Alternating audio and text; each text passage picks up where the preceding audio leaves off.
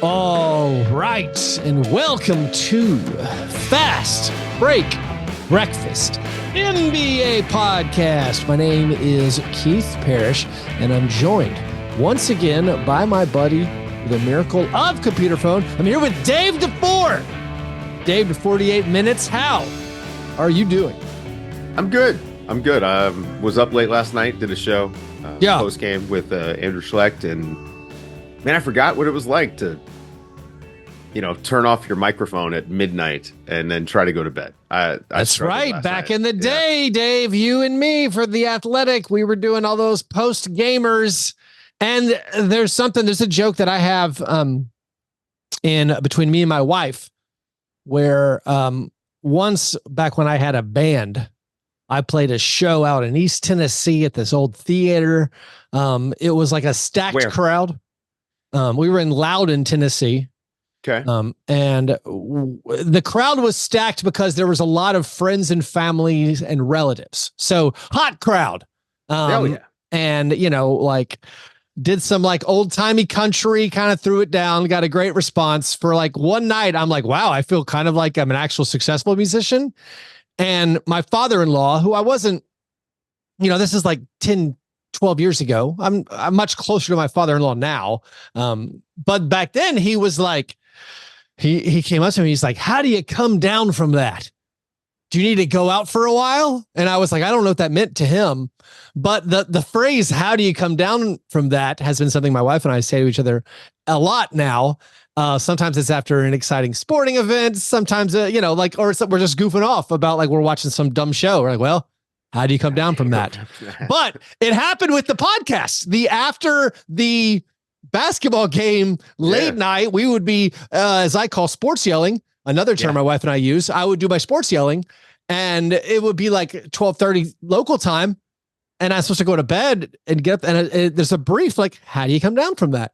So I see you're I'm burning both ends, man, because we record in the mornings too, or have meetings. I mean, I'm not complaining, man. This is my favorite time of year.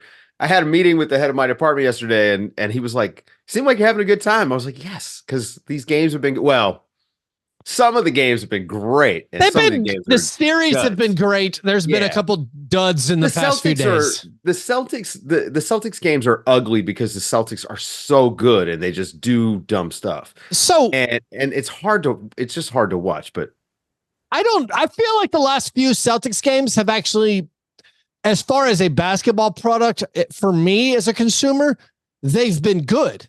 They've been they've been these rock fights. I like the rock fights. Right. If you're a Celtics fan, they've been excruciating. If you're someone who bet the Celtics in 4 or 5, excruciating. But if you're just a basketball fan, you're like, man, screw this big market, the massive favorite Celtics team. These Cavs are scrapping and fighting, and this is a tough game.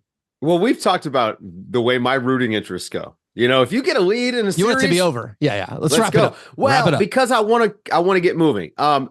Especially in the East. I'll just say that. Yeah. It's just not fun. I mean, the Knicks falling apart is not fun at all. And the Celtics, because we know that they will eventually just win. It's get it over with. And the Cavs, though, and we'll get to it because we're going to hit all those series. But the Cavs, at least, I think, have been interesting, for their future. So that's not it's not like I've lost anything watching this series. The JB Bickerstaff stock watch just throughout the playoffs has been a roller coaster, where it was you're getting trounced by the Magic in every road game. You're not even competitive. And then now it's all right, you're down Donovan Mitchell and Jared Allen, and you're taking it to the title favorites. Shouldn't that be a Missoula watch, though? You know what I mean? This is I don't know. It's not exactly maybe it's the Missoula stock going down. What are you supposed to do? That team, how many games did they win in the East? 62. They won the East by 15 games or something. This reminds me. All right. I have a very important team building question. Hypothetical. Okay. If you got to control an NBA team. Let's say you're starting an NBA team from scratch. I mean, imagine you're the God ruler of an NBA team, or the GM, owner, GM, everything. I think God ruler is much better than governor. Yeah. All right. Yeah. Well, yeah.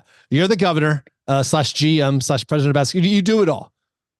If you were starting a team for the next 10 years, would you rather have Victor Wembanyama? No. Would you rather have any player you could choose or be in the Eastern Conference?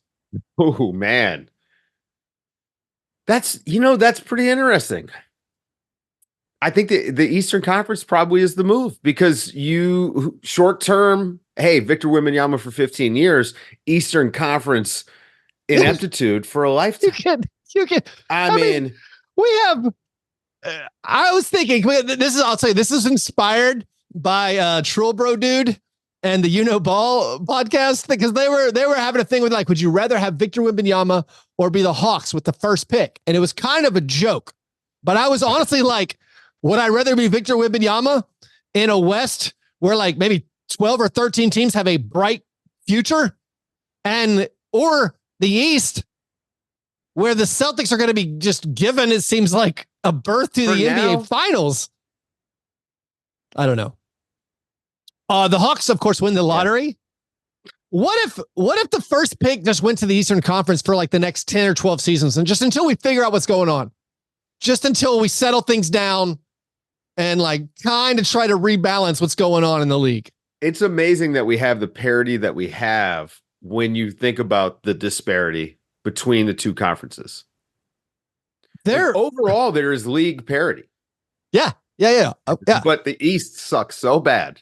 I mean, there was a moment. Can I sidetrack real quick? Because I've got the protein shake in my hand. Yeah. Well, yeah, I would never eat on a podcast. Yeah. Right? But I definitely am about to drink this protein shake on a podcast. Is that eating on a podcast? No, if you're not chewing, you're fine. Okay. If you're not rattling the ice in the beverage, that's fine. So right now you're shaking your protein shake, and my noise gate / my 45-year-old hearing, they got nothing. Nothing's coming through. So Keith, yeah, because you didn't come down from it the right way. Yeah, how do you come down from that? One time. Here's the thing: I'm 22 years old. My ears, though, 45 years old. Can't hear a thing.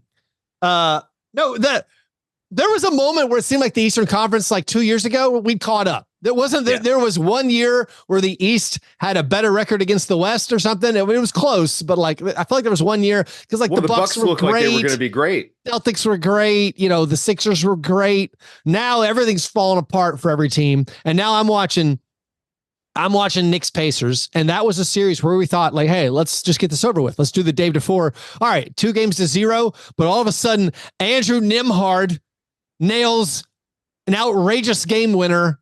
And then the Pacers just annihilate the Knicks, and they seem like they're dead. Now the Pacers are the betting favorite.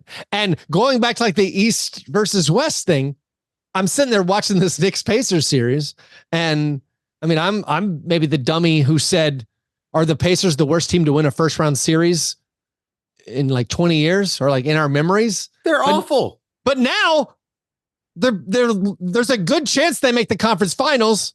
Non-zero chance they beat the Celtics because the Celtics do so many unserious things. Like, I mean, look, no, the Celtics should crush them.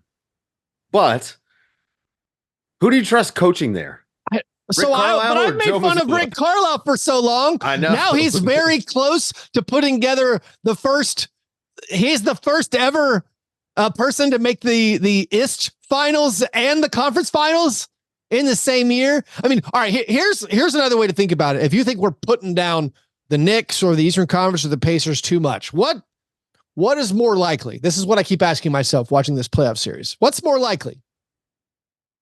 Are TJ McConnell, Obi Toppin, and Ben Shepherd 16-game players?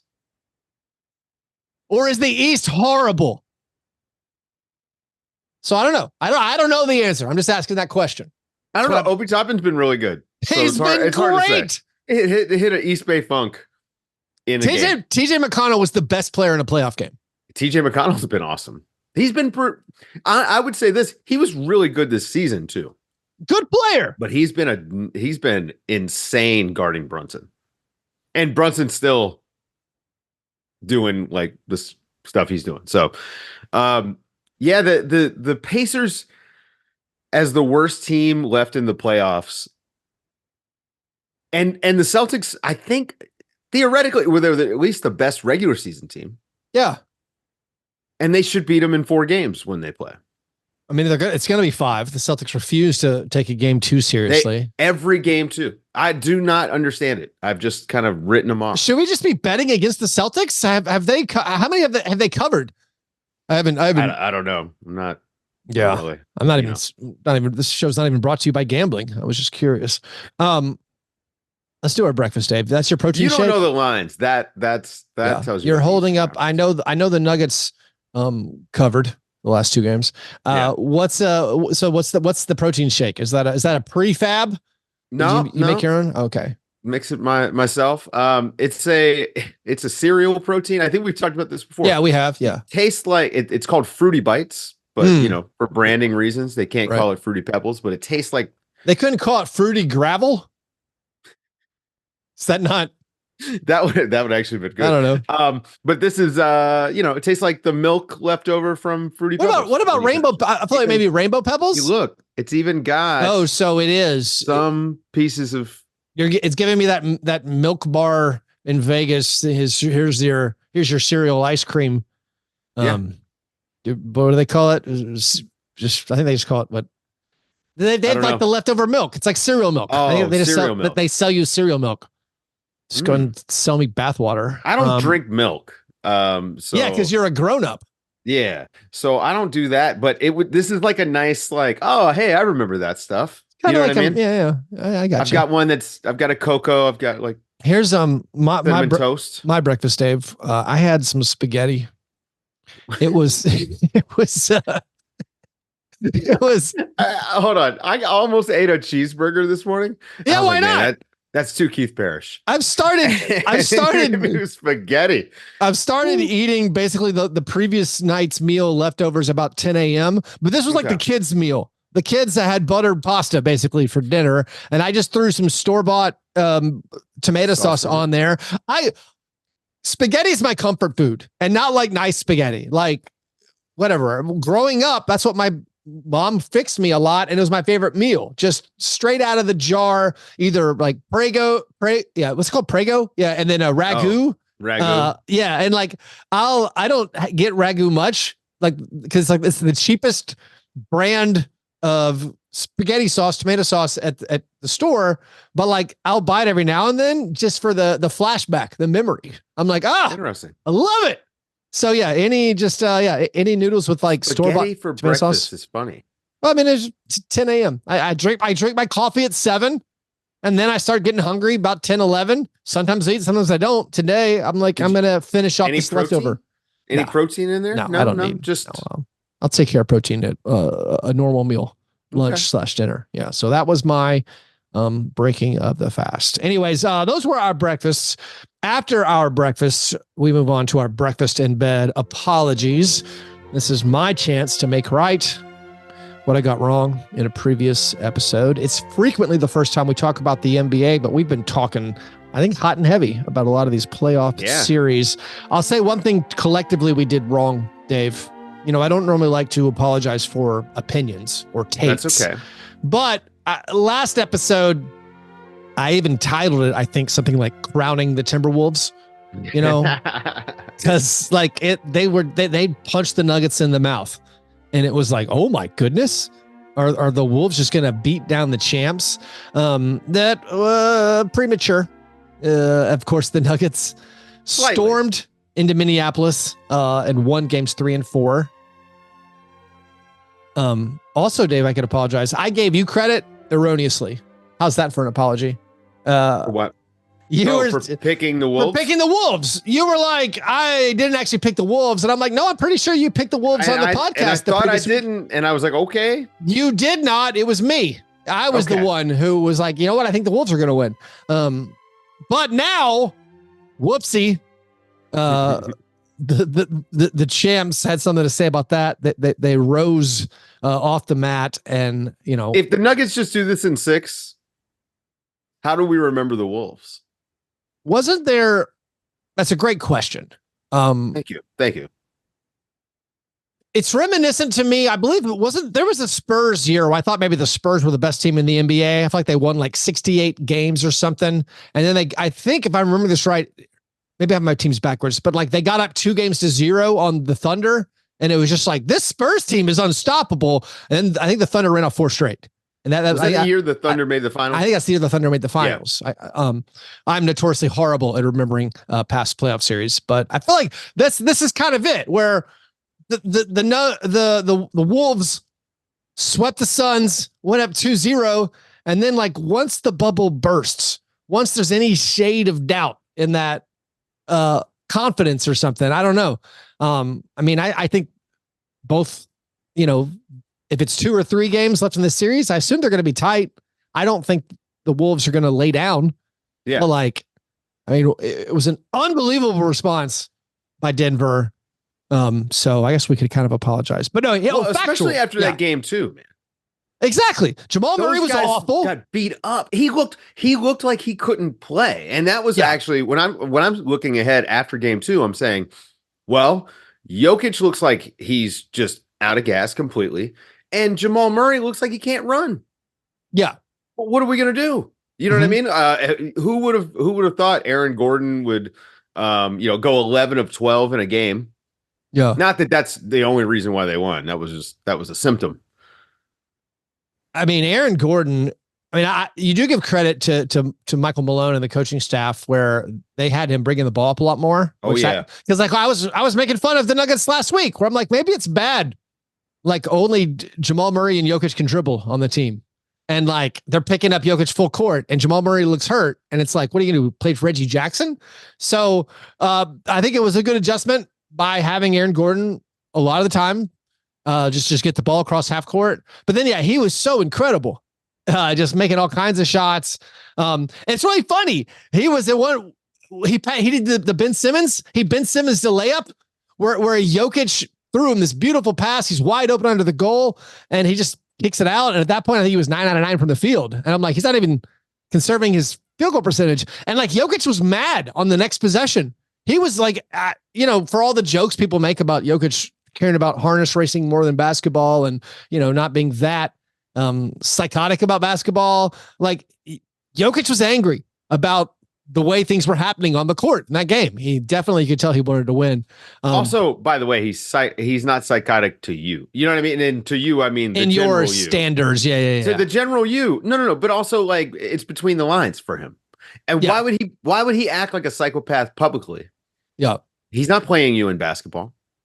This is the stuff. Being performative for the media is what we've come to expect. I think Jokic is much more like Michael Jordan with the media than some of these other people that talk a lot. It's a fair point. Apology. I did make a factual error. It was on the luckily it was on the live draft lottery reaction show. You can go listen to that on patreon.com/Fastbreak Breakfast. I did have some misinformation on that right before I went live.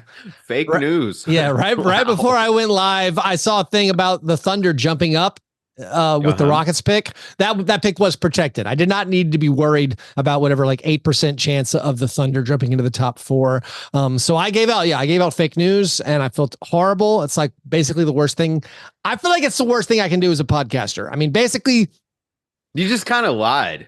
No, worst thing I can do as a podcaster is make it less likely for you to vaccinate your children. And I think the second worst thing would be giving out incorrect information about draft pick protections. So I do feel quite bad about that. Anyways, and then third is like selling colloidal silver. I think.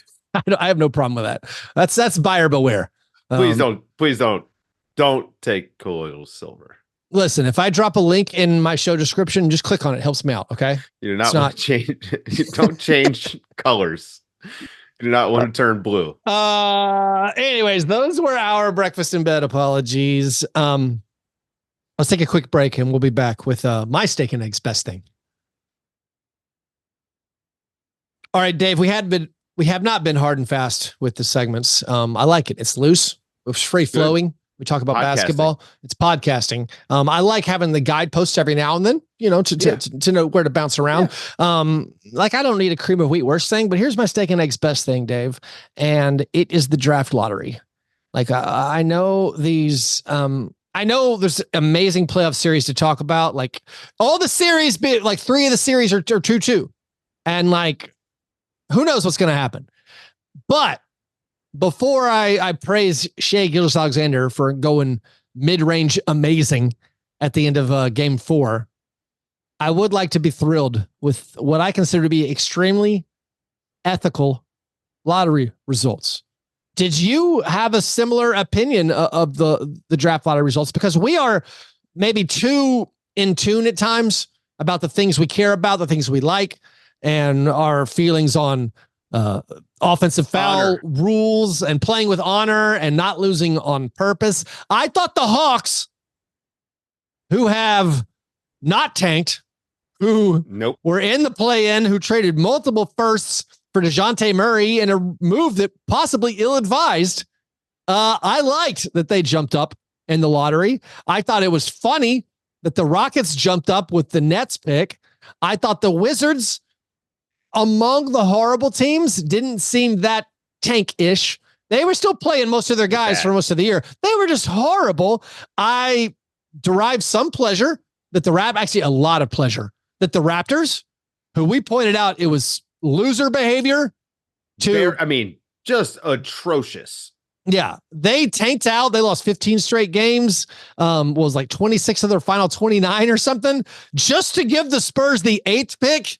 And then I laughed to myself that the Pistons, Hornets, and Trailblazers all fell way down. They all lost 60 something games, and their picks are horrible. All of those things just made me happy. I wasn't bothered that the Grizzlies fell to 9th. Even the Jazz, who for 2 straight years have been like, hey, Larry Markkinen, why don't you stop playing? Let's for some reason not chase the play-in, and let's settle for the 9th or 10th pick every year. I thought up and down the entire lottery results, I'm like, I love this. I don't think it's going to change the behavior of any GMs. Like, you went through all that, like Portland. You shut down your team for the 3rd straight year. 3 years.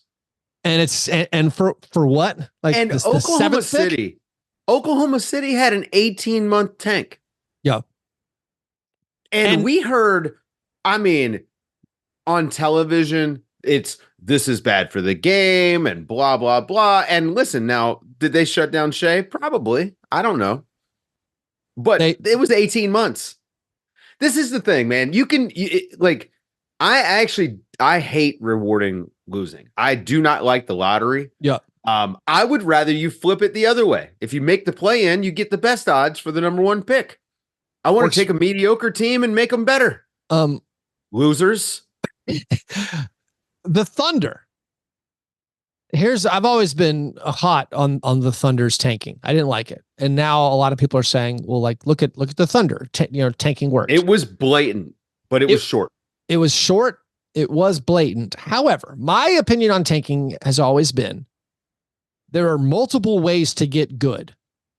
Tanking is the only one that guarantees you are bad for a long amount of time. And even saying the Thunder tanking worked. All right, let's examine slightly.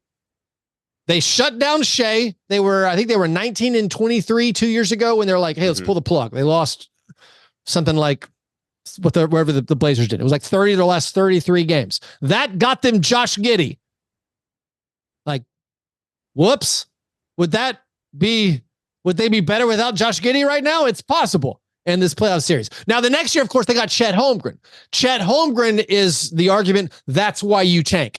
Right. So the results of the tank. And their tank was over, by the way. They got Chet, and then last season was not a tank season. No. They tried last season. Right. And the Chet pick, where I believe that year, I wrote this down somewhere. They had like a 20% chance of being one of, I think it was 28% chance of getting either Chet or Paolo, it was. Yeah. So they had a 28% chance again of like the tank working. essentially, quote unquote, working. Maybe Jabari Smith would have been a good situation. Are they where they are with Jabari Smith? Who knows? But like, because they won the lottery, which was again, you had a 72% chance of that not occurring. Because they did that, you say it worked. And my pushback has been, yeah, the result worked. The process for me, not capital P process, the lower P process. The process for me is like, well, the process was bad, but you got lucky. Also, you could have tried that year and also won the lottery. There's some randomness. I know you're maximizing your odds. That's all. And we still don't know, by the way, if the Thunder are even going to make the conference finals ever. Right. Like that's also the thing. You could be Joel Embiid sitting in. I know the Sixers ownership was horrible and Colangelo's got involved. I think Elton Brand got involved. The league got involved. They short-circuited the dream of the process. Was a little bit different, man. The process is a bunch of people who think they're too smart. It gave us TJ McConnell. And it's not sports anymore, right? Like, but they're doing finance, wonky stuff, and it's boring. Yeah. Losing to get better theoretically is great job security if you're an executive. Right. Hey man, we got to come in, we got to tear this down to the studs. It's going to be a while. I don't know. I got to pull some permits. You know what I mean? Like it's going to be a 4 or 5 year process. And we really want to build up our G League and look at what Oklahoma City has done developing. Maybe we get a young coach. I'd be great at this. I could milk a GM job without ever winning a playoff game for like 7 or 8 years. Yeah. I mean, man, one Kawhi Leonard trade and like what else has Masai Ujiri done, right? Like, I mean, it's not like it takes much. What is Masai doing the last? Not take much, man. And a little bit of good PR goes a very long way. So the genius to me of the Thunder and what Presti has done, and like it's also funny because if you think about Game 4 from Monday night, there were times in that second half where I'm thinking like, Presti hoarded his picks instead of trying to improve his team. And here he is going to lose to freaking Daniel Gafford and PJ Washington, where another team is like, here, take all my picks. I just want good players. I want to win right now. But then of course it flipped and the Thunder won. But the genius of what Presti has done, and this is what is available to everybody to do, theoretically, I mean, it's easier said than done, is he has just maximized the players he had and just kept flipping trades.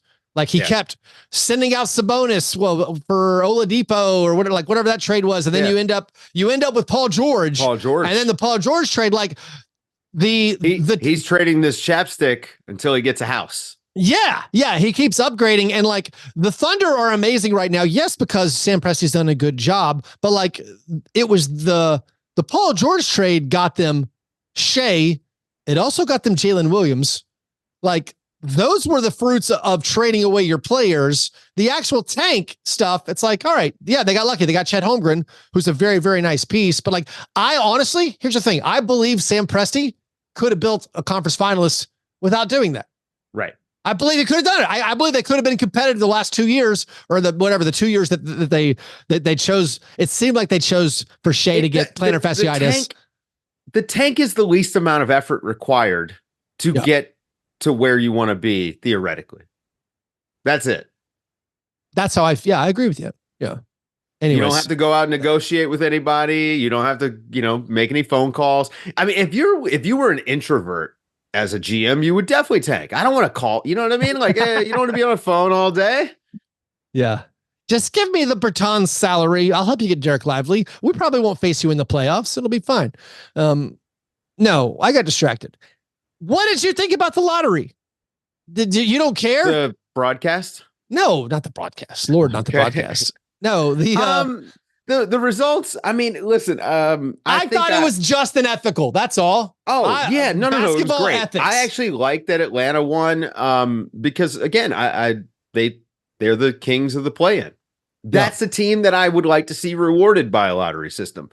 Again, but I don't want to see Detroit. So I was happy Detroit's got the 5th pick. Sorry, guys. Portland with 7. It's great. Hey, you know what, though? At least they didn't have to trade Dame to Miami. You know? So there's a silver lining there for Portland. But I thought it was pretty good. I'm really curious to see if this isn't a draft that looks more like an NFL draft with teams trying to package picks and trade up and trade down and a little bit more than we've seen, in the last 10 or 15 years. Like the Spurs with 4-8 is very interesting because they are in a position where they could have the number one pick this year and it's still a good thing. And I'm not saying it's a bad thing for Atlanta, but it's not a great thing this year for Atlanta. Correct. It's a question mark Spurs, right. And I mean, I like this Alex Sarr guy is just, would you pair a 7-footer with Wemby that can move like that? If he can move, your athletic colleague, John Hollinger, was just like pointing out his just terrifying bad rebounding numbers in the NBL. And I was like, oh, it seems kind of poor. And usually rebounding something that translates. Yeah. So I don't know. It's fun it makes for a fun next 6 weeks because things we talked about before, there's so many teams that just look like they're going to be radically different or probably radically different. Player movement this summer is going to be insane. Yeah. I don't see a world like, think about the guys that we know want to move. Yeah. Donovan Mitchell, Damian Lillard. You know what I mean? Like we have a list of guys that we think. Well, just the Brandon Ingrams, the Trae Young, the Julius Randle. There's just so many guys. LeBron what's James is a free agent. Whatever the Hawks expect him to leave. I mean, whatever the Lakers do, whatever the Suns are trying to trade their draft picks and like just still keep, not drafting and or trying to improve. There's so many things that can move around. And then when you throw in the Hawks now have the first pick and like the Grizzlies want to trade and the Pistons maybe want to trade. Yeah. If the Celtics don't win a title, is Jaylen Brown out there? If the Celtics don't want to, if the Celtics don't make the conference finals, well, they're going to make the conference finals. Or how about the NBA finals? All right, let's go to the Thunder Mavericks game 4. Here's like this might be a Bill Simmons cliche or / an NFL cliche. Did the Thunder win it or the Mavericks lose it? Mavs lost it. That was some bed crapping. Yeah. Fastbreak breakfast. We can say bedwetting. Maybe. Oh yeah, wetting. No. This was not. This was wet, but it was. I got you. I'm there. This was. They just stopped scoring. The 11 missed free throws is absolutely unbelievable. Okay, I know it's a bad look, especially when your opponent missed one. But like the guys who missed the free throws. All right, Luka missed a big one, of course. PJ Washington missed. It was your bigs. PJ Washington, not a good free throw shooter, and then if your Lively's and Gaffords are missing free throws, that's not that big of a thing. But yeah, their offense totally fell apart. Josh Giddey finished this game +6 because he was out there at the time when the Mavericks just could not score. Kyrie Irving for some reason only took 11 shots in the game, and that's not good. And especially when Luka looks so bad. His Kyrie's shots down the stretch, they were all so makeable, and just kept missing. The Mavericks, I was with you where on the one hand, Shea took over. Shea made a collection of absolute so that's the only thing holding me back from being like the Mavs lost this one. But I was watching this as someone who actually did wager on the Thunder early on because they were losing. My thought going into game 4, I was like, I think the Thunder are going to win this game. It feels like the series is going to balance out. And then when they were 1 out of 11 on 3-pointers at halftime. And they'd been down by 15. And I'm like, they're not making any shots. Eventually these shots are going to fall. I feel like the odds are right. But then for the whole second half, it was still like, nope. The Thunder are just getting outworked. They're getting out PJ Washington, who it was like basically Caleb Martining the series. Like he's 3 straight games with at least 5 made 3-pointers for PJ Washington. But the Thunder just hung around because the Mavs were not scoring. The Mavs could not make anything in the third quarter. Luka finishes with a pretty garbage game. More on that in the award ceremony. That might be the worst playoff game of his career. And I've seen them all. And that may be the worst one. And it may not be statistically, but I mean, just from the way he played, the style he played, it's pretty obvious to me he can't really push off that leg. And so instead of giving up the ball, making himself a decoy or something like that. He is just straight up foul baiting. And I mean, it is now like it crushed their offense. It crushed their offense. And what's amazing is I think he's done a great job on the defensive end. Moving laterally, clearly not an issue for him. Like, he's been doing a great job of being in front. And it's just not happening on the other end. And then with Kyrie, like, looking dead down the stretch, I actually think Kyrie is because he's spending a lot of energy on defense. These guys are guarding, man. Like, Dallas's defense has really shown up, and they just are running out of gas on the offensive side to me. Yeah, the Mavericks, like, they hold the Thunder to 38% field goals for the game.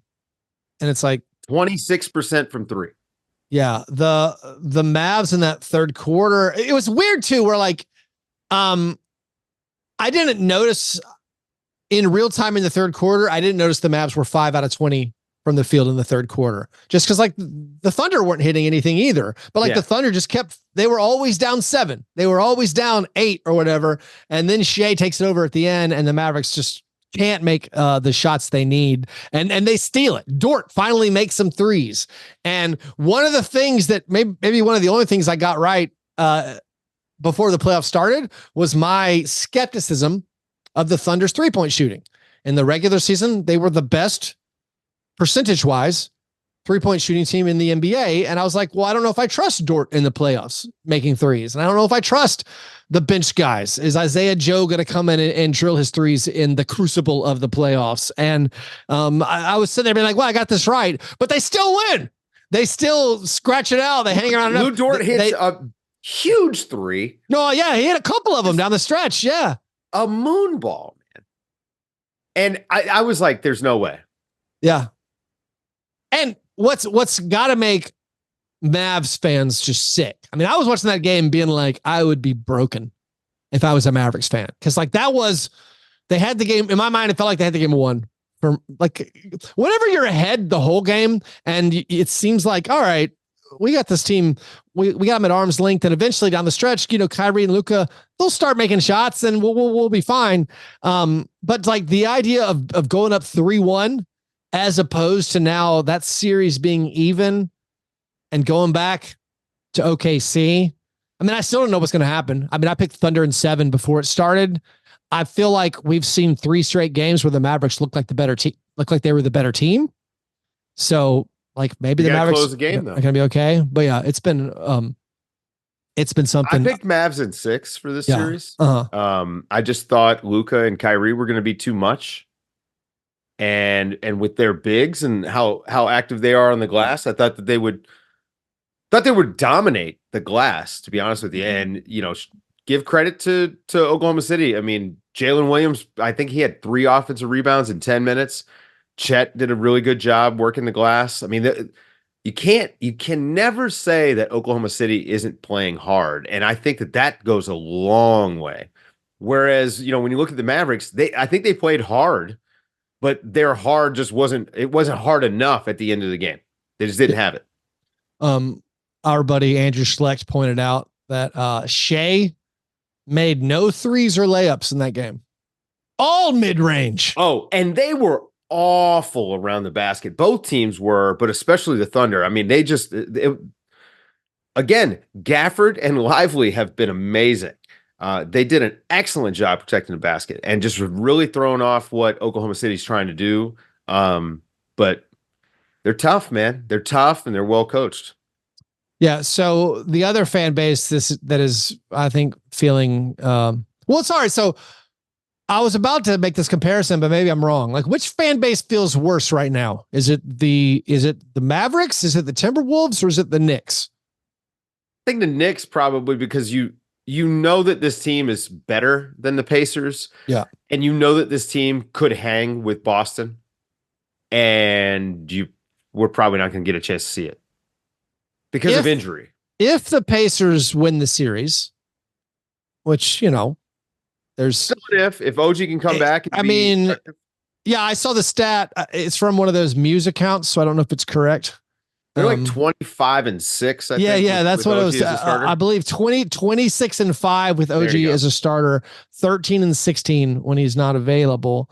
But like, all the joy the Knicks fans have felt this entire season with having a really good year, this like massive ascension by Jalen Brunson into becoming a superstar, I think he finished 5th in the MVP, and then you beat the Sixers, and then you're up 2-0 on the Pacers, and you're like, we're going to make the conference finals. Knicks are back. If you don't make the conference finals, like I know there's the context of the injury issues you face all year, but like, part of that just erases the joy.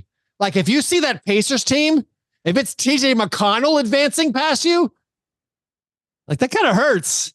And like, that's I don't know. That's a painful, like there's sometimes where I feel like as a sports fan, you lose, but if you lose to like an established dominant, like if you lose to the Celtics, you're like, oh man, great year. Oh, the Timberwolves lose to the Nuggets. Hey, yeah, you know what? That's part of but sports. Even, I mean, the Timberwolves one is harder because you were up 2-0. I just imagine like if you lose to the eventual champ or something, but like if you lose to the 6 seed Pacers, that does not make you feel good. That makes you feel nauseous. It hurt as a Bulls fan growing up to lose to the Pistons. Yeah, it hurt, but they then were the champs. Yeah, it was different. I think Timberwolves. Yeah, Timberwolves fans probably have a little easier. Now they're gonna have their whole team might blow up this summer because of the salary cap, but you know that would make it worse. I'm so interested. Let's talk about the Timberwolves and the Nuggets series. It's so interesting to think about.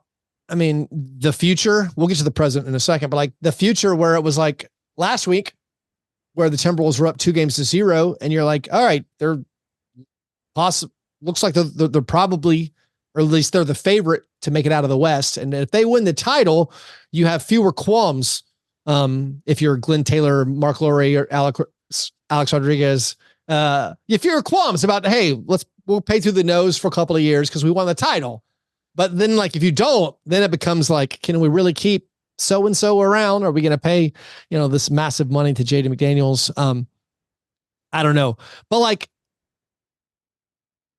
what do we take from these 2 losses at home? Is it just the Nuggets are, hey, they're the champs. Like, why would you doubt Jokic? Jokic was absurd. I mean, there was some, I don't want to say luck, but like, I think shooting luck is the correct term. Like They made an absurd number of 3-pointers. There's that sequence right before halftime with the Jamal Murray 60-footer or 55-footer or whatever, where 8 points in 17 seconds. Yeah. And that changed the game.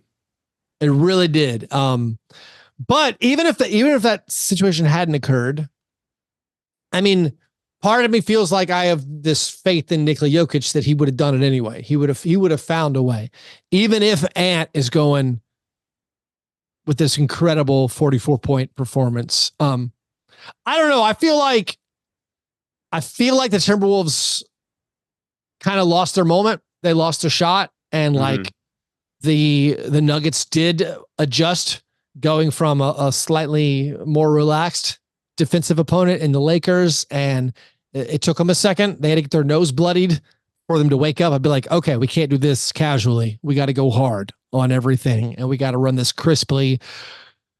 But maybe I'm just a prisoner of the moment again, and maybe Justin Holiday's going to stop hitting his threes, and Jamal Murray's calf healed. Always, yeah, right, or something, yeah. Because he's so much more effective in game 3 and game 4 than he was in the first 2 games of the series. I think that's a huge difference. I don't know. I'm still not ready to count Minnesota out. I mean, I think that they're too good. Oh, not at all. Right. Yeah. So this feels like it's going to go 7. I hope it goes 7. It would be great. I mean, you hope one series I'm rooting to go 7. You hope Cat can bounce back. I mean, Cat was gross in game 4. Rudy Gobert got fined $75,000. So you got to quit making that money sign. You're a father now, buddy. Yep. $75,000. That's college tuition for 6 months. We didn't talk about this. Like, wait, did we talk about this? Jamal Murray did not get suspended for throwing the thing on the court. I still remain a little shocked. $100,000. I mean, I figured it would be $100,000, but still, he threw stuff at the referees. I thought it is Adam Silver on the court, and it is Adam Silver's job to back the blue. You got to back the blue. If you're going to let the players throw objects at the refs and not even suspend them, you're just, I don't know. I feel like you'd support your officials a little stronger. You can't have that. How different would everything be if they had suspended him for game 3? You can't have that Police Benevolence Association sticker on the back of your car anymore. If the Timberwolves had LeBron James on their roster, there's no chance Jamal Murray played in game 3. Oh, there's the 100%. I really think if the Nuggets were up 2-0, Jamal Murray would have been suspended. I believe that. If the Nuggets were up 2-0, he wouldn't have thrown the heating pack. That part's true. You're right. Yeah. It's Schrodinger's heating pack. Actually. I mean, he threw the heating pack, then he threw a towel. I mean, I can't. I'm surprised. Was he trying to get ejected? Well, he was. I don't know. Maybe he was like, I don't want to be guarded by these players anymore. Maybe that's it. Maybe he was like, please eject me. Get me out of here. It's like the Draymond Green. Steph Curry's not playing tonight. I'm going to get ejected. Maybe the refs were like, listen, Mark Davis was like, hey, I know what you want. I'm not throwing you out. I'm going to watch you get hounded by Nickeil Alexander-Walker for 30 minutes and be horrible. Jamal Murray, all of a sudden, the 3 days off between games 2 and 3 magically healed his calf. All of a sudden, he's incredible again. Aaron Gordon's incredible again. Reggie Jackson played pretty well. Justin Holiday is making his 3-pointers. And this team, they didn't need Michael Porter Jr. Yeah, they didn't even play him down the stretch. Christian Brown, playing big minutes, all of a sudden, it's just like the Nuggets. And I feel like there's so many playoff series. I feel like when I was a kid, I guess I believed in the inevitability of Michael Jordan, and so anytime there was a playoff series, I'm like, 7-game series, the best team won. As an adult, I don't believe that anymore. I'm just like, these things are kind of random. The Mavericks, if one thing goes differently in game 4, they win, they go up 3-1. Now they can lose the series. At the line with 2 free throws there to tie up the game. Yeah. Well, even and Luka had the chance to tie the game. And I now realize there's these butterfly effect moments, sliding doors moments where it's like, no, anyone could have won that series. If this happens, if this goes this way, if Andrew Nembhard doesn't make a step back 31-footer while he was 1 for 7 from the field, it's possible the Knicks go up 3-0 and that series is over. And the Knicks, there is randomness. And it is funny that NBA teams, I feel like a lot of times they make their decisions based on this randomness. Where you're like, there was years where it's like, would the Trailblazers have kept Terry Stotts if that shot didn't go in? Because they're supposed to fire him, or whatever. Right. If the Magic beat the Cavs in Game 7, well, JB Bickerstaff's fired. Now JB Bickerstaff's guys are fighting, clawing tooth and nail, hanging with the Cavaliers, and they're like, let's bring him back. He wins one more game, he's getting an extension. That's so true. Zaza Pachulia injures Kawhi Leonard in a playoff game, and the Clippers are never going to win a title. That's a butterfly effect. If JJ Redick never has dinner with LeBron James at the in-season tournament, they never launch their podcast, and JJ Redick never becomes the next head coach of the Los Angeles Lakers. Please, I need it. I need it so bad.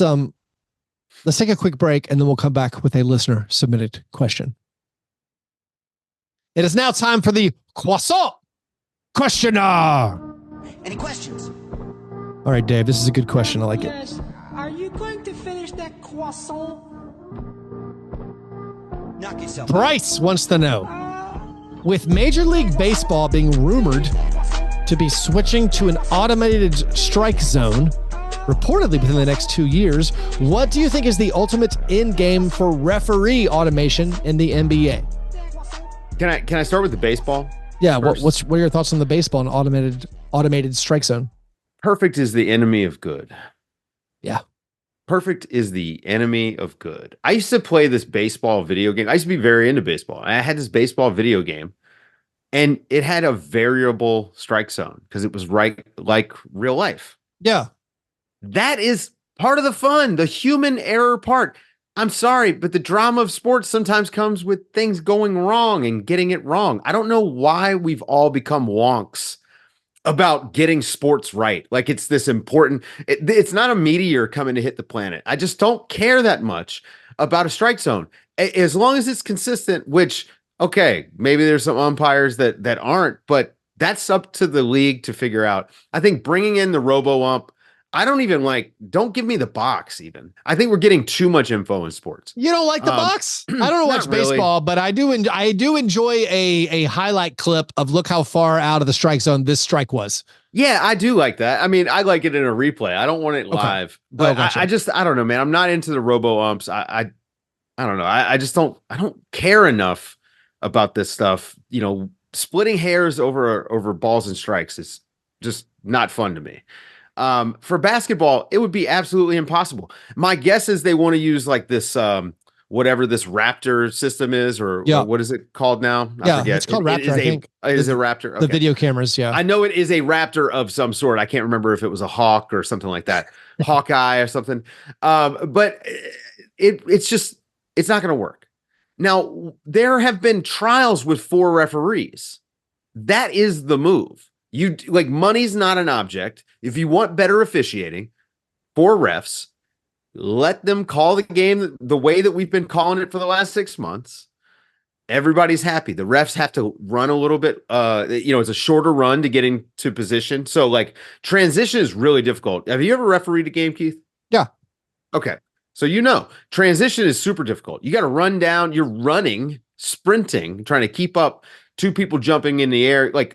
Things happen, and you've got to be in position to make the call. Whereas if you have 4 referees, you're less likely to be out of position. So to me, that's the solution. Go into some sort of a camera ref or a robot ref, or even my joke about replaying every single play in the replay center and just instantly giving you like a thumb up or a thumb down. That's too much. I really want these basketball games to be about 2 hours. Here, Dave. And anything you add to it that's technology or anything like that is going to make it longer and worse. Here's why your 4 ref idea is terrible. The best part, the hardest part about officiating, arguably, or maybe one of the hardest things I feel like NBA refs have to deal with is not blowing your whistle. Oh, yeah. To correctly not blow your whistle. When Jalen Brunson falls down on a screen, when Dante DiVincenzo falls down on a screen, when Shai Gilgeous-Alexander dives into the opponent, when Luka pump fakes, jumps into his opponent, the hardest thing to do when a player falls down or there is a collision, to correctly look at that collision and say, you know what? That wasn't a foul. That wasn't anything. So in my opinion, adding another referee, it's another mouth to feed, reduces the odds of a no call. What if only 1 ref can blow a whistle? Like how only 1 out of 10 cops should be armed? I'd go lower. But if you're a ref underneath and you see what you think is a violation, you have to raise your hand to call the foul instead of blowing the whistle. Oh, that's interesting. And you need a confirmation from. So I don't know what more you could do to basketball refereeing, because we talk about it. It's really good. We talk about it every week because it's impossible to do it. Do good. I think the wildest thing would be to have a referee actually watching the TV, watching a monitor, not be court level. Tyler Ford is 5'9". If he got to sit in the 10th row, he might do a better job officiating the game. But why isn't there a video ref that's just there?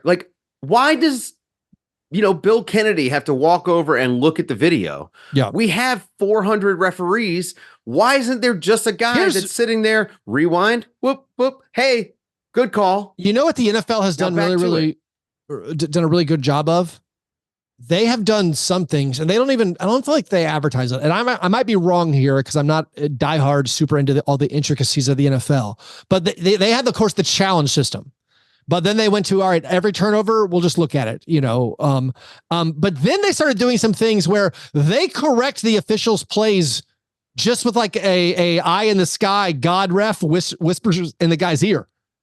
They're like, hey, that wasn't a fumble. And they do it without even doing because if you can see it plainly, there were a few plays it's called production, Keith. Yeah. On Monday night, there were a few plays where I'm with you where I'm kind of get rid of all the challenges, get rid of all the replays. This is awful. But there was a couple where it was the one play that made me furious, it didn't matter at all, was Jaylen Brown kicking his leg out and hitting Darius Garland. And some of my frustration is to the naked eye watching it on television, it was clearly not a foul. And then you're first of all, I'm mad that some referee called that a foul in the final 2 minutes of a playoff game. And then I'm mad that all right, now Bickerstaff has to use a challenge on this, and it's going to be overturned immediately. I wish there was a whisper in the ref's ear. That's a bad call. We're moving on.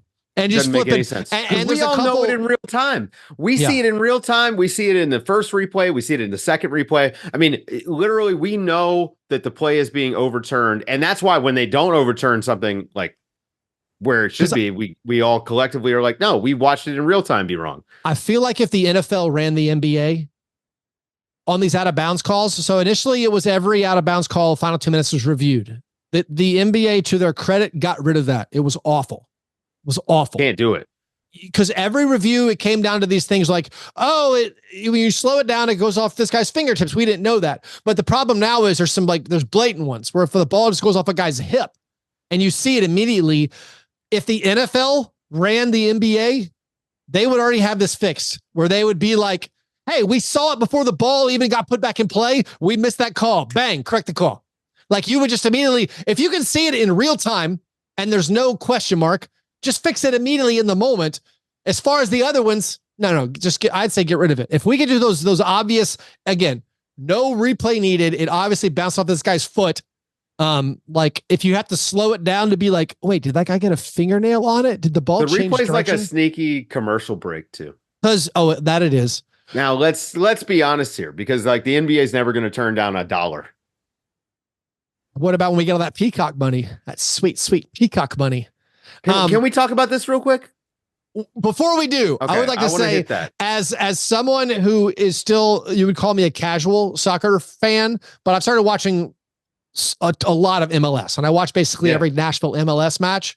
VAR in soccer is the worst thing imaginable. I can't believe anyone has put up with this. You go to a game, and this is a game where what's the average goal scored? 2.5 per game or something combined for both teams. And it's you wait and then you score, and then you have to wait sometimes 4 minutes to find out if the thing you just celebrated occurred. And sometimes they go back and review and back it up. Hey, you know what? This play was set up. There was an offsides or an uncalled foul. You just have to embrace the error. Embrace. Perfect. Is the enemy of good. All right. Now, what is the point of sports? It's entertainment. I just don't care. This is the influence of gambling, Keith. This splitting hairs. Pardon me. That's gambling, and yet another reason to not like the gambling bros getting involved with sports. But NBC getting the NBA. Yeah. Why does anybody care? It's gonna be the same people moving over. It'll either be folks moving from ESPN or folks moving from TNT. It's gonna be the same faces you always know. The one thing that I definitely do not want is Round Ball Rock on the song. Yeah, I don't. You're opposed? Because make something new. Quit cramming nostalgia down my throat. That is a very specific time in our lives. I mean, I think that it's funny to say this about a song for a basketball program, right? But it's a timestamp. Why do we always have to go to the well? Transformers, there's 17 of them now because they think I'm going to take my kids to see those movies. Yeah. You know what I mean? I'm just give me a break with nostalgia. Make something new for once in your lives, guys. I understand everybody now, that's all we do is rehash old stuff. We reboot. No one has an original idea, but this is a song. We have new songs. Just make a new one that's as good. You're going to get an AI created song. It's going to cost no one anything to produce. Your answer will be your prayer will be answered. I think people are mainly worried. I understand people have been worried about the inside the NBA crew breaking up. However, I'm not that person. Me either. I don't watch post game stuff. I hardly ever watch the inside of the NBA. So like that will not affect my life much at all. If Ernie Johnson can't get out of his Turner contract, or it won't be allowed to go to NBC. As far as that, beyond that, I mean, the ESPN studio shows, get out of here. Like, yeah, it'll be, who cares? I don't watch any of that stuff. I say some complaints about like, I don't like going straight to streaming. I don't know what the difference is anymore between streaming and cable, because I have Xfinity / Comcast. So I have Comcast cable. And this year, I don't know when it changed specifically, but this year, my Comcast cable, again, quote unquote, not streaming, is like a solid 30 seconds behind if I use my Roku and stream. And my YouTube TV is a good minute and a half of game speed behind.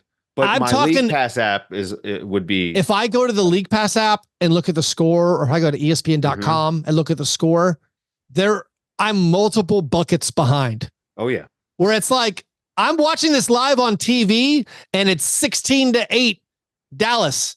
And then I looked online and it was 22-11 Dallas or something. I'm like, wait, how are we this far behind? So for me, the streaming aspect of it used to be, I value the 30 seconds lag of just not having to like, I can't even look at Twitter. The people at the game are like a minute and a half ahead. Other people watching on things are 30 seconds ahead. So like, I don't know if that's going to matter anymore. Maybe that's just Comcast specific. Well, I've checked out on the TV rights deal. Just completely. I figure I will find out about it when it is official. Is ESPN losing rights? I don't know. Yeah. I don't think that's all up in the air. I just can't imagine a world in which the NBA finals are not on a major network. Well, it would be on NBC then, right? But if NBC it would have to be NBC, right? I can't imagine the NBA signing up for a deal that allows them to put playoff games on Peacock outside of the first round. I mean, the NFL they put a playoff game on Peacock, and it was only on Peacock. Right? Yeah, but still, that was the first time the NFL had, I think, ever done anything like that. And I was actually shocked they did that, because the NFL had always been about like, no, it's got to be on a big thing. I don't know. Maybe I need to go back to what I said before. The NBA has never turned down money. Yeah. So you're right there. That all came from the automated strike zone question from Bryce. Yeah, there's not a lot you could automate. I don't feel like with the NBA. You could automate, I think, goaltending. What if they put trackers in the shoes and the ball to track travel? So like basically, I've thought about this a lot, Dave. Bouncing and boom, boom, boom. Yeah. Oh, we got a 3-step. Of course, I don't think that technology is going to exist. I wonder if this new tracking data, because this new tracking data can track limbs. Okay. Oh, I gotta get access to this. If anyone listening has insider access, let me know if you guys are looking at actual travels versus travels called, because now we have the data allegedly. Well, there you go. Yeah, you could do out of bounds using that Hawkeye technology, but like knowing who hit the ball last, I don't know how you would get that technology. Each team was coded in some kind of a unique microscopic something, like a residue, ink, an invisible ink. Yeah. And so gunpowder. Everyone goes to the gun range ahead of time. You're shooting different armaments. Different gunpowder residue. And so if your residue is on the ball, of course, but it would be the most recent ball. It had to be the most recent residue. I feel like we've given some inventors out there some great leads to take care of this. Anyways, if every call was actually there, you had a designated jouster. And for everything that was sort of like a jump ball or 50-50 ball, they jousted. The scorer's table. Honestly, they should just do like get a drone drop instead of these other jump balls. It's impossible to throw a ball straight up, especially if you're 5'10" and the guy's jumping or 7. What if we just did a coin toss and just moved on with our lives? Let's go back to the possession arrow. The possession. Big fan of possession arrow. Although I do think jump ball should always go to the defense. That's another one. Anyways, thanks, Bryce, for your question. If anybody else out there wants your question to be answered on air, you have to become a Patreon supporter, patreon.com/Fastbreak Breakfast. Also, if you join the Patreon, you can get access to exclusive bonus content. I put up my live lottery reaction show. Also had an episode not too long ago, but John Burr showed up. It's over on Patreon, patreon.com/Fastbreak Breakfast. All right, Dave, it's now time for the awards segment of the program, the International Stackhouse of Pancakes Award, given to the worst performance in a box score. In the past 7 days, we have a few honorable mentions. Dante DiVincenzo, 3 for 13. Lou Dort, 4 for 14. Jalen Williams, 5 for 19. We have 3 nominees. Derek Jones Jr., our first nominee, in a Game 3 win. Airplane mode was 1 out of 10. Had 3 points, 4 rebounds, 1 assist, 2 steals, 2 turnovers, 2 personal fouls. Next up is Karl Anthony Towns in that Game 4 loss at home. He was 5 out of 18, had 13 points, 12 rebounds, 3 assists, 1 steal, 1 turnover, 3 personal fouls. Also went 2 out of 4 from the foul line.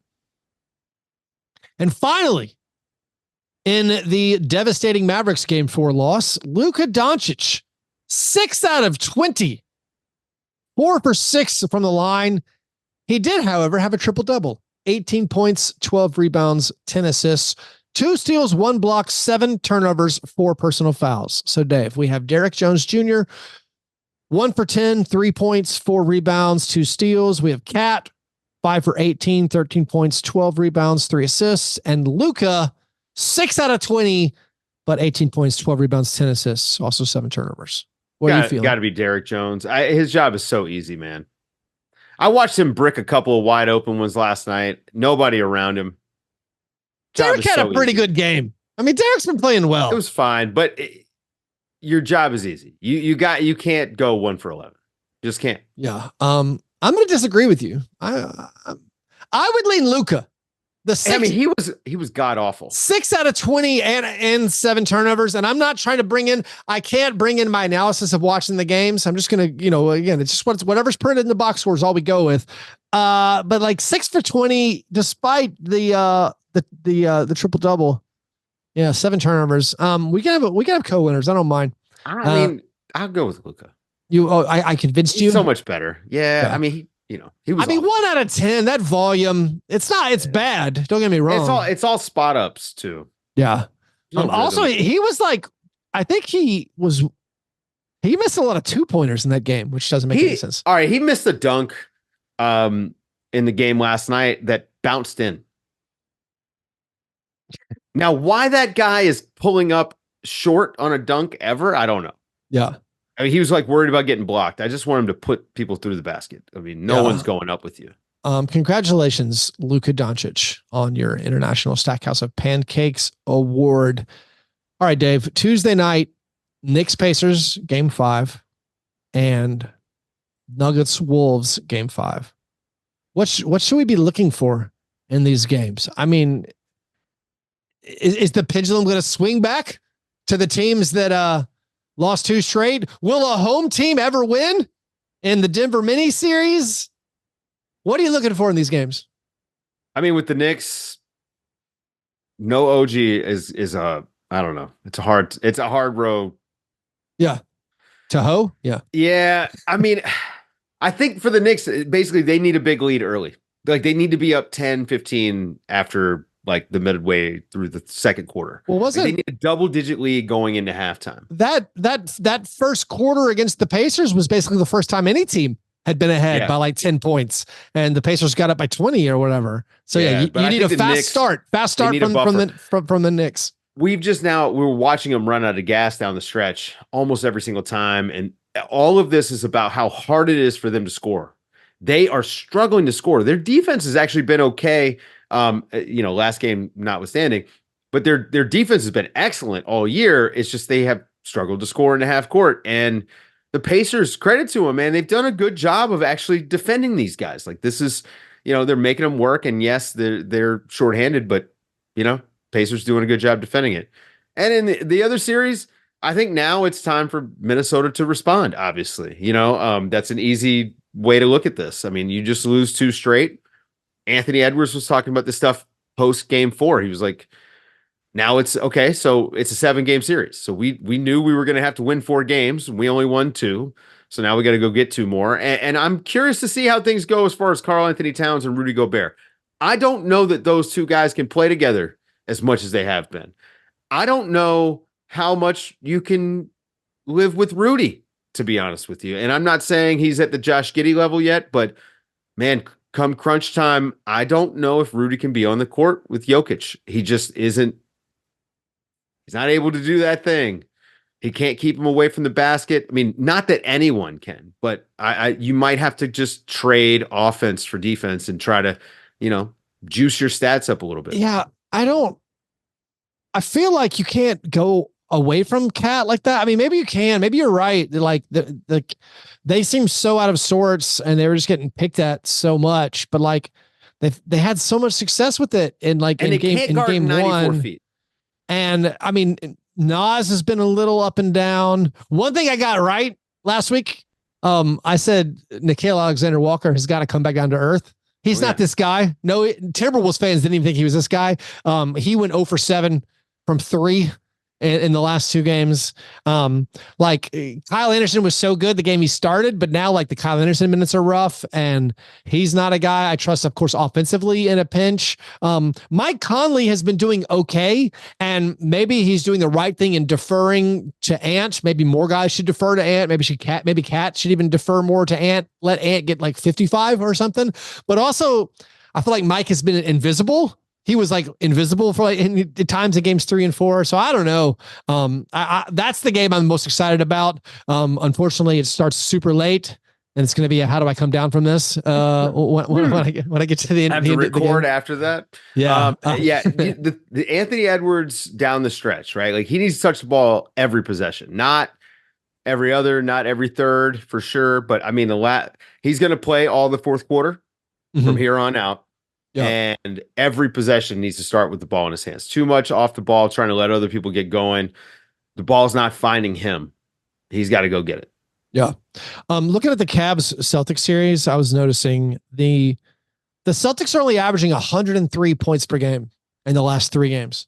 I think they had 120 in the first game, but like the Cavs are slowing down the Celtics, which I thought offense was supposed to beat defense in the NBA. And it's just been like, they've been so underwhelming. Like honestly, it's not going to, I mean, I know bad offense doesn't win though. Bad offense doesn't win. This is why I don't trust the Celtics. Finally, Dave, the draft combine's going on right now. I don't want to be super regressive or like tall guy. I don't want tall guy shun people, but like Reed Shepherd, Rob Dillingham, and Bronny James, they're too short to date my daughter. So found out those guys are all 6'1". Wow. Get out of here. Wow. I'm not, man, I wouldn't date someone 6'1". Come on. You gotta be taller, man. Wow.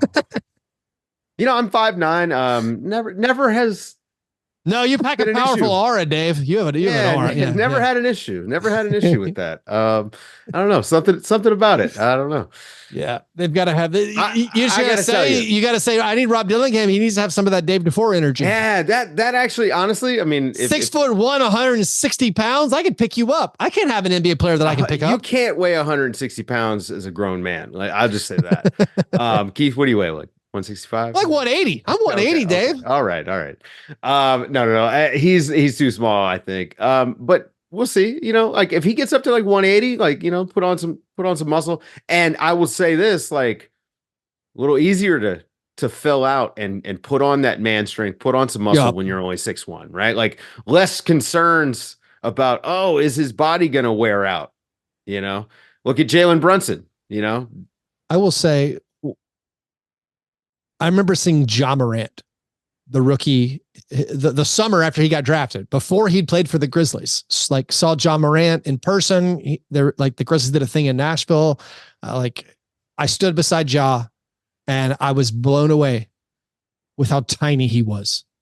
I was like 135 pounds. Yeah, it was like he's like 6'1", he's around there too, like 6'1", 6'2". But he also, I bet he was 150 or something. And I was like, that guy is like, he's so small. Is that how small people are? Like, but then of course he was amazing. So I'm joking around. Although some of the combine measurements, not ideal for some of these guys. A lot of 6'8" guys turned out to be 6'5". A lot of 6'6" guys turned out to be 6'2". My friend over on Twitter, his handle is NBA Draft Mikey V. This is Mike Weisenberg. He works with Pro Insight. He is, if you're into measurements, that guy gets them. And I mean, he gets them himself. Like he's out there doing this stuff. So by the time and sometimes he's doing measurements, sometimes he's getting them through sources. And so sometimes you'll see the discrepancies between the different camps when you start really digging into the politics of this. And then by the time we get to the combine, that's Mike Weisenberg's time to shine, because he's got all these old numbers. He's like, oh, hey, look at this difference. Yeah. Now you get to see some of these guys, oh, wow, when he was like 14, he was, 6'6" in shoes, and now he's 7'1" without shoes. And the most shocking measurements to me, one, it was like Bronny being 6'1". Another was because he's been sold as 6'4", right? Yeah. But like a 6'1" guy who averaged 4.5 points per game in college. It's like, wow. But Klingon, 7'1 3/4 without shoes on. What? Yeah, so he's 7'3". That's huge. That's gigantic.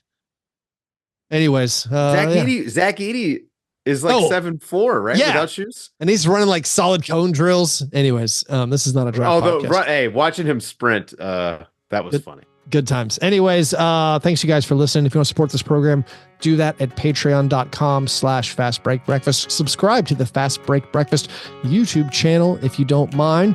You guys are the best. Thanks for listening. And remember, breakfast is the most important thing.